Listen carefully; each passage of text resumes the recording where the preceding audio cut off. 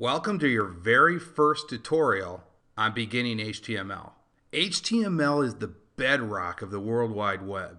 And if you're going to do anything, even in other languages involving the web, it is highly important you know HTML. So let's take a look at some of these bullet points. And again, this is an introductory video. In the next video, we'll actually start doing some code. Now, as you can see in that first bullet point, HTML stands for Hypertext Markup Language. And you might say, wow, what is that? But it's actually very easy to use HTML. HTML is a document that contains text. That's it. It's very easy to read. So it's not like Java, which kind of reads like hieroglyphics.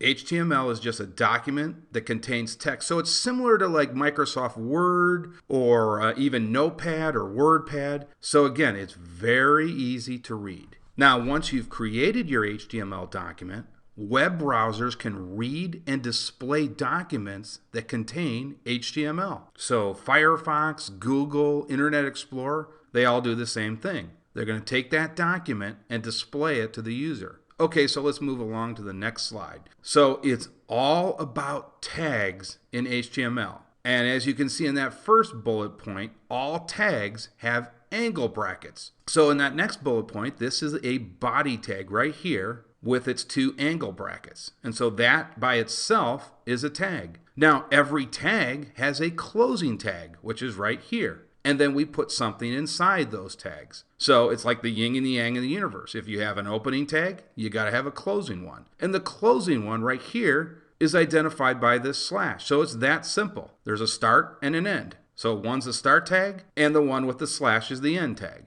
Now together with all the tags and whatever we put inside those tags, they are called a markup element. And so basically a markup element is a set of tags that has something that goes inside of it. That's all it is. Now I also want to point out here is we're just using the body tag as an example.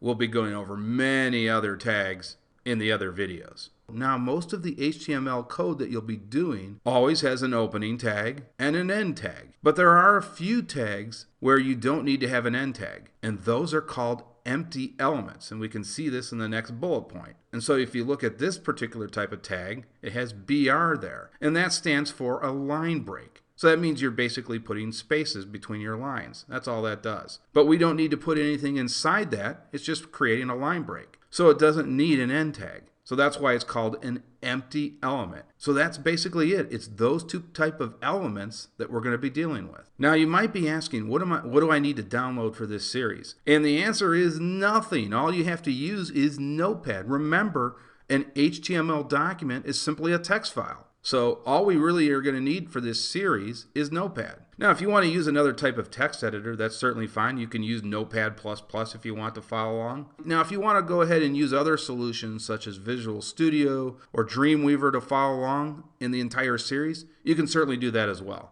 But I'm just going to be using Notepad. Okay, that's it for this introductory video. I will see you guys in the next video where we will do our first web page.